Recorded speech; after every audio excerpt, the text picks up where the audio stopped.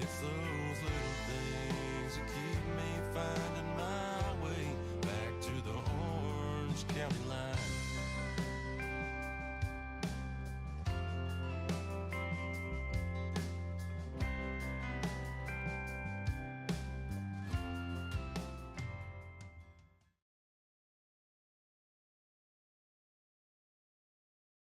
Welcome to the Y with Dr. T. And today I have the pleasure of talking with Roger Moon.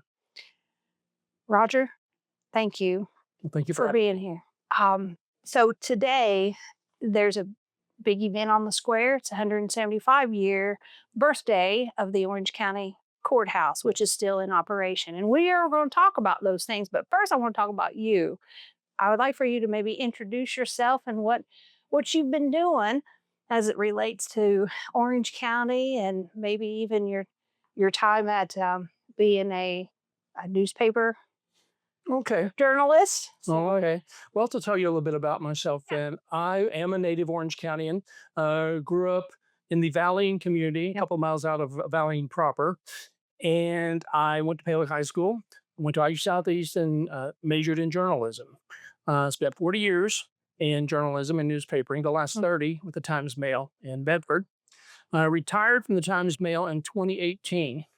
I don't retire well. I've had 4 part-time jobs since then. So I don't retire well, but I had a number of other projects, and they have been projects that have related to life in Orange County. One of the things I put together was a documentary about the Balene and Southeast Township community.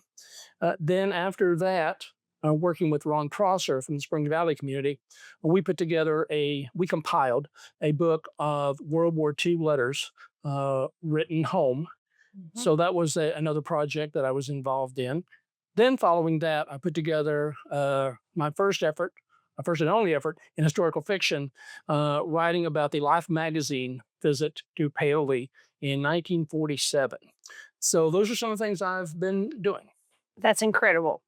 Incredible, because I think that along with what Mr. O'Connell was here before you, and we talked about the importance of documenting history, Yes. of telling the rich stories. And there are so many, and so few actually ever get recorded to Yeah. where they live on and on and on. So I'm very excited that you're here kind of Thank you. talking about a few of those things. And I am more so excited about the fact that you do not retire well. I do not retire well. But I'd like to start with a little bit of history of how I know you.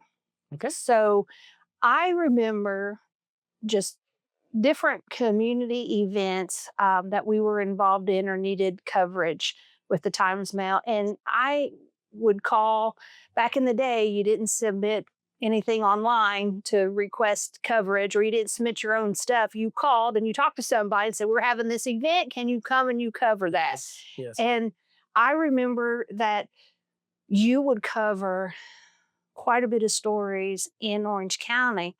And then beyond that, in 2000 and maybe 19, we had the first Beyond the Bottom Line conference Yes. that Yes.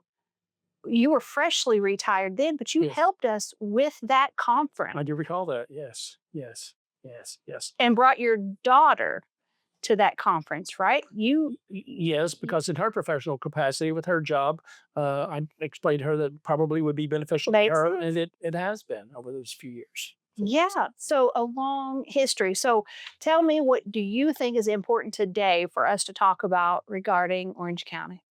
well, to back up for just a minute, you talked about the newspaper and the different kinds of stories that we covered. And as we all know, everything has changed so much Yeah. with newspapers and with local community journalism. It Yeah. just doesn't exist to the degree that it Yeah. did. Yeah. We And what I say to people about that is the stories are not getting told.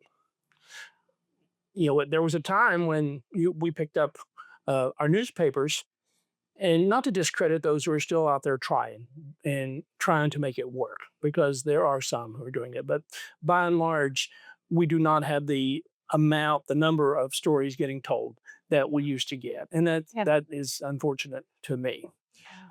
So I don't know if that answers your question, but that is an observation that Yeah. that I have over these past few years. Yeah, and I think that they're not, or if they are, maybe it's in different form and not long form, or not. They're snippets, Yes. and not a real good story, a real good account of what maybe is happening. So I think that anytime we have the opportunity to do that, we should.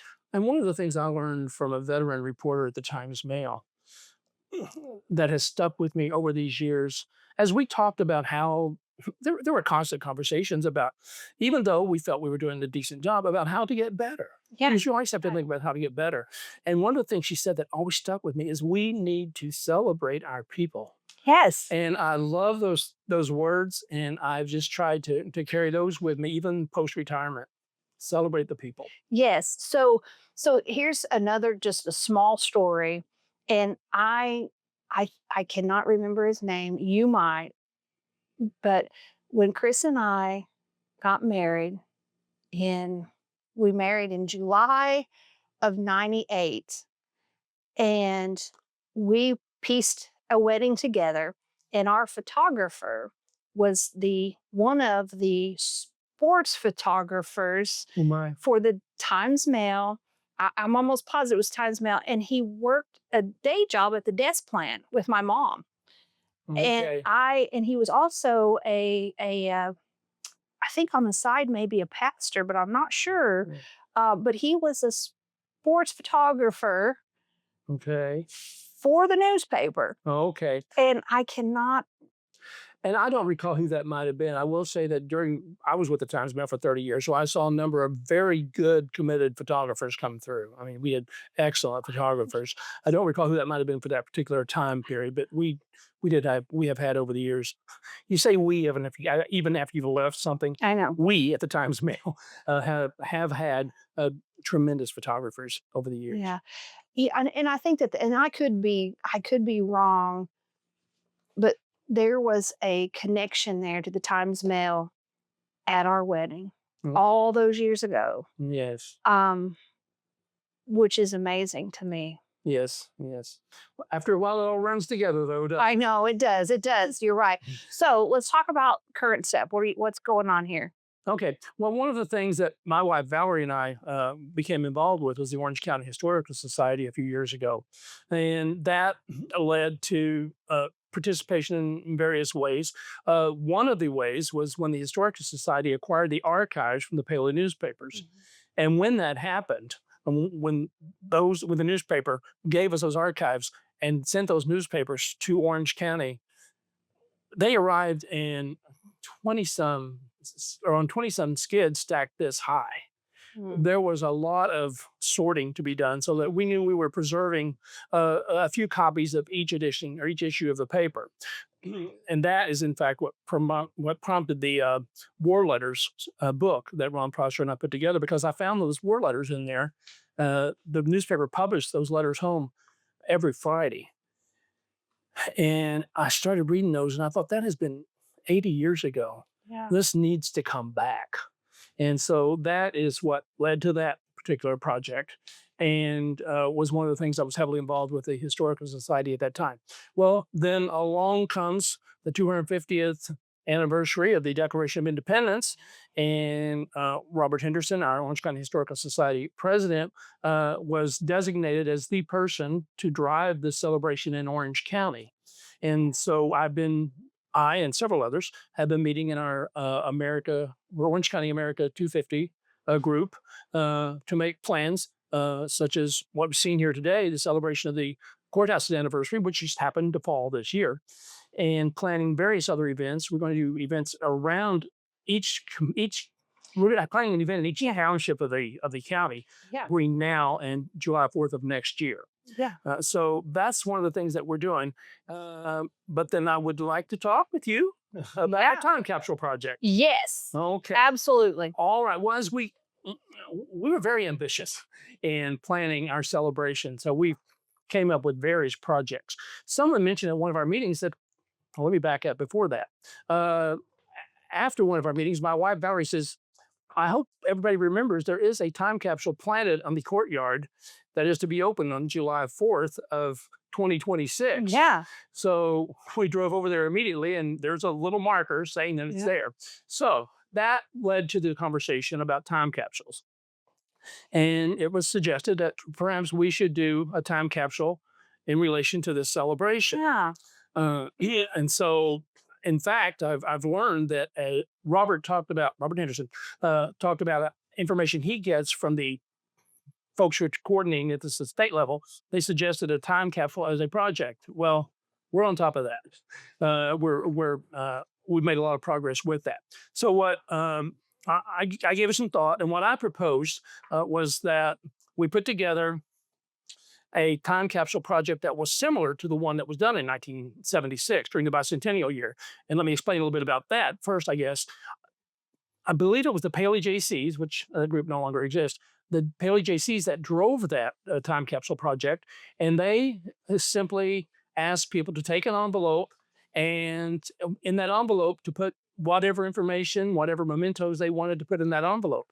And so I'm not sure about this, and we'll find out maybe next July. I think there were about 200 envelopes that were placed in that time capsule.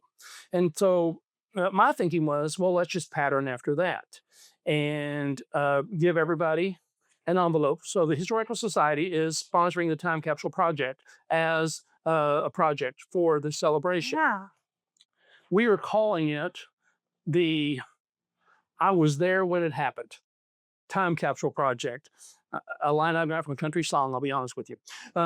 But, we like to think like that. Yeah. I remember that. I saw it. I was there when it happened. So there will be folks, I think, when a new time capsule is open in 2076, who can say, I was there when it happened, because younger generation can expect to be there for that.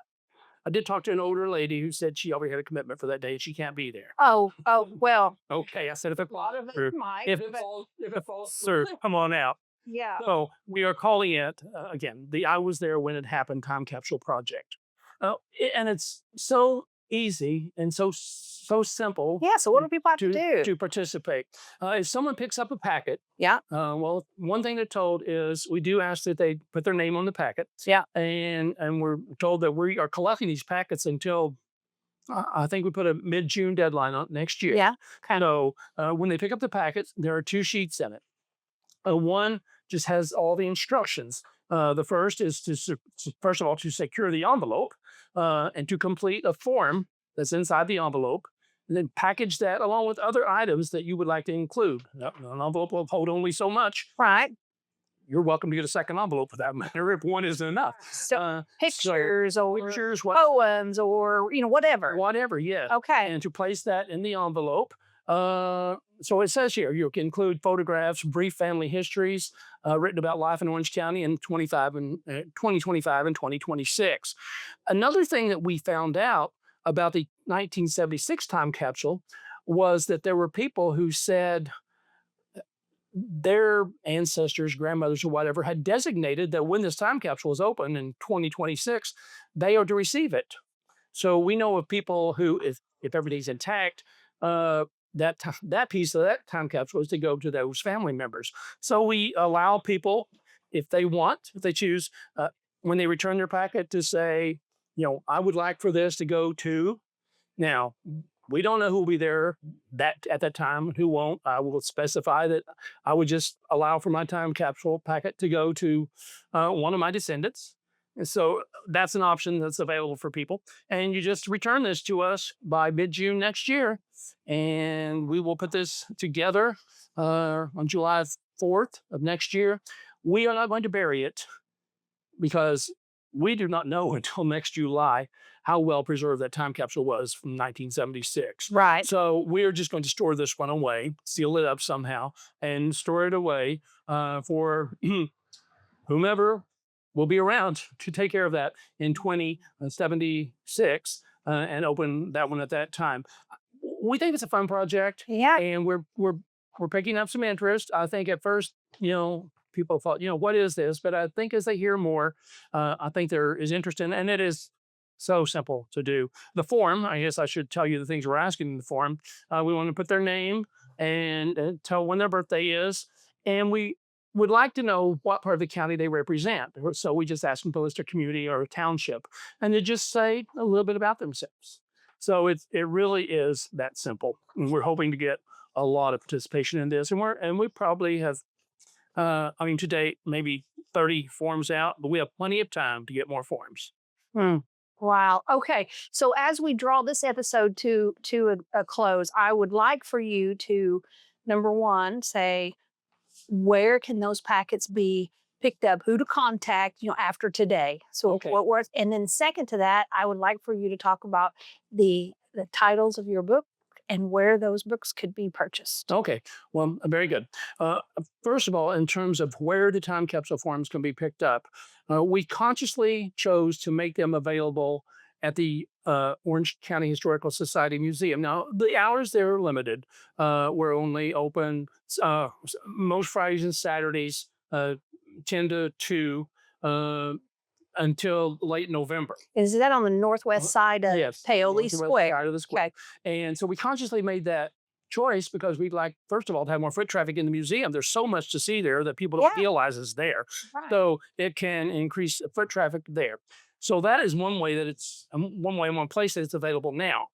Also, we're doing other events that are associated with the Orange County 250 celebration. Last week we had what we call our Slices of Orange event in Orangeville, I saw that. and that brought out about 50 folks. That's pretty impressive. And next Sunday, we're scheduled to do our Slices of Orange event in Stampers Creek Township, and the time capsule forums will be available there. We're hoping for a good turnout there, and so it will be available as we have these different gatherings in communities. Now, this obviously is a project that goes on for the next 8 months or so, and when the museum closes for the winter, we do close for the winter. We will make these forums available at all 3 libraries in the county, and the folks at Lost River Cafe, I think, will make the forms available there. And so I suppose people may have questions about how and where do we return them. Well, if folks can just remember they have them for one thing, but the museum will be opening again next spring. Right. So there will be time to return it there.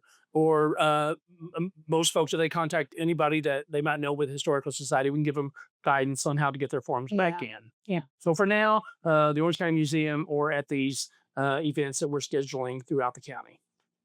Okay. So I want to know about your books. Where can we purchase the books?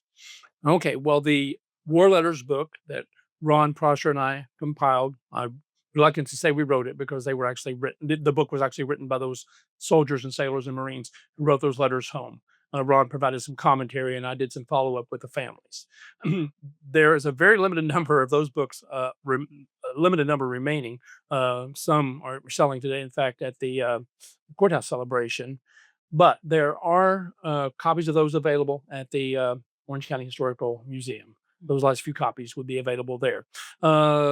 Actually, for Life in Paoli 1947, which focuses on the Life magazine visit to Paoli in 1947, I have a number of those books available, and those pretty much are available either by contacting me personally or contacting the museum. Okay. Great. All right. So we know where we can get those books. We also know about the time capsule. And again, some amazing things happening in Orange County. Roger, I appreciate your time. Thank you. Well, thank you for having me. All right. Have a good day. If the